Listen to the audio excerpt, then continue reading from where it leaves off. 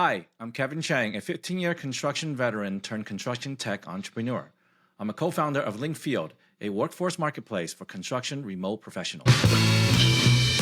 Alpaca VC is a relatively new VC that recently showed interest in the construction industry. Now, this is something that's pretty exciting for us remote pros to kind of keep track of because ultimately this just signals that there's more people interested in our industry, which traditionally has been very behind on innovation. Anytime you have venture capitalists come in and are interested in the space, they bring more money. It fuels more innovation. Our lives should get easy over time, right? So this is always very interesting. A way to be ahead of the curve around your peers is to follow these VCs, basically follow the money, right? So if you keep in tune with all these VCs and the technology they invest in, then you are kind of like at the front seat of what is to come to the industry. Alpaca VC is actually on their third fund. At the end of their fund two, they basically start dabbling into construction. They really love kind of legacy industries that are primed for these disruptions. So although they started their kind of thesis on real estate and property management, they started dabbling in the construction. So they made a few investment into the construction space. They must really like it because they've said in the article that in Fund 3, they're going to dedicate more into construction. Construction has the happiest worker in any industry. This is a very interesting read. I actually didn't believe this when I was first read it. I came from the industry and I wouldn't say I'm always very happy. I always feel like other industry have more happy people. But they actually made a pretty interesting point in this article, which was, I think, very interesting.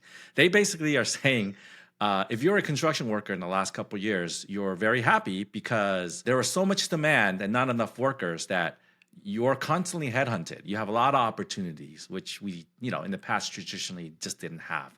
And because of that demand and supply imbalance, your skills are very sought after, which means you're getting pay raises to keep you around, So we're making a lot of money and people really want us. No wonder why we're happy, right? But the article goes on to say that be careful because this is short-lived because either at some point you get more competition and it's hard to get work, and then the prices come down, and something like that happens and, you just won't be as happy. But what I can say is in the meantime, while this is great, be wary, this won't last forever. Everyone's talking about the labor crisis and, high demand, not enough workers, but no one really talks about how we got here. So this article actually goes into a pretty deep analysis, but it's easy to understand. A few of the reasons why we have a labor shortage problem today really comes down to the fact that we had the baby boomers, right? And they are about to retire. So there's a chart in here about how much of the workforce is made up of the baby boomers, and then how much of them are leaving in the next 5 to 15 years. And then the another chart references how many people and what type of demographics, persona, and profiles of workers are coming into this industry that are replacing. And when you actually get a chance to take a look at those charts and compare them, you'll see that we have way more people leaving the industry than coming in. And not only that, not just the numbers, it's actually the skill sets too. So the skill sets that these people that are leaving with, there's not enough time actually for them to train all the people coming in. Construction job openings inch down. This article actually is like this part 2 of that previous one, right? A recent Bureau of Labor Statistic report, total construction job openings actually went down. What that basically means, job demands, although still high, it actually isn't as high as the previous month. So demand is still up, but it's not up as high as what is before. This is actually a very interesting kind of concept to kind of grasp. What this is saying is that although the steam is still going down, we got to keep note that the overall industry demand is still very high. So this is why you're probably seeing, maybe more pay raises or higher rates to keep you kind of happy and stay with the company rather than move around.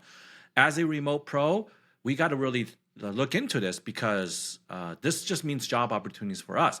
If construction companies are having a hard time keeping people and want to keep more and find these people, we should really enter ourselves and talk to these companies to help them out with work that they need to do.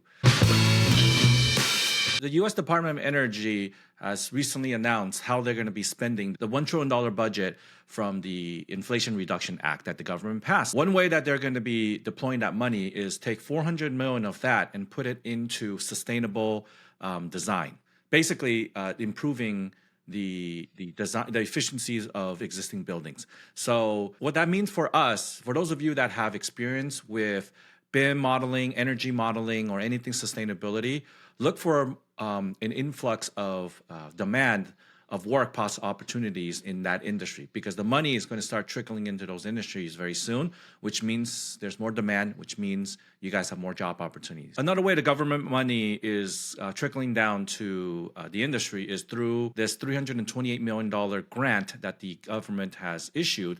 And more specifically, it is targeted towards Western water projects. So if you're in the water recycling, wastewater treatment, or storage kind of industry, this is a good place for you to really go for look at opportunities. Again, more money trickling down the system means more demand for workers to help build these projects. Are you a remote construction professional? We got a great opportunity for you. The submittal review and collection task that we have on our job board is looking for a construction professional who can work 100% remotely from home. Our customer is basically needing help catch up with submittals. So if you have a submittal experience, this is the job for you. It basically requires you to reach out and contact subcontractors and follow up with them to collect these submittals that the project needs to move forward. If you're interested in this opportunity, go to our job board on our website and apply. Good luck. A company called Makers Hub scans your invoices and receipts and automatically codes them so that they get arranged to the right budget. Tech like this is very interesting. It's kind of like a double-edged sword for us as remote pros in construction. Some might think that it can actually take away our jobs, but in reality, it's actually a value add we can bring to our clients, because a lot of construction companies that we work with actually don't have these tools to help them automate a lot of the manual process. And so when they hire us, we can actually bring tech like this to their company. There is a but to this. Technology like this, automating manual work, there's always some limitations to that tech. It's not perfect. So human interactions still need to be incorporated. I would definitely proceed with caution. The next topic is construction insurer hit by data breach. This is an example of a company that was recently hit by a hacker, and something like, over 50,000 people's personal information, Social Security, got stolen. This is really kind of a scary thing for our industry, right? We know this happens in personal life, financial information. But now even these hackers see an opportunity to hack into construction industry and their information. Nothing comes without a cost. As more innovation is hitting our industry and things are getting more innovative, things are moving forward and getting more technology advanced, things get digitalized. It comes with a cost, which means now we're also more susceptible to data breaches. IDs get stolen. As a remote pro going into a company to work for them, we're going to start to be viewed as one of those potential risks for data breaches, right? Because they're taking that data from their internal servers and sharing with us working remotely. This is important for us to keep in tune, because what will shake out of all of this, you most likely will be more legislation and regulations around how companies can protect data working with third-party contractors like us, which ultimately affects remote pros. This article talks about how to prevent some of these data breaches. And as a remote pro, you can stay ahead of the game by coming prepared with some of these solutions. For more context around flexible work in construction, construction tech, and other news, please follow, like, or subscribe to our newsletter, LinkedField Briefings.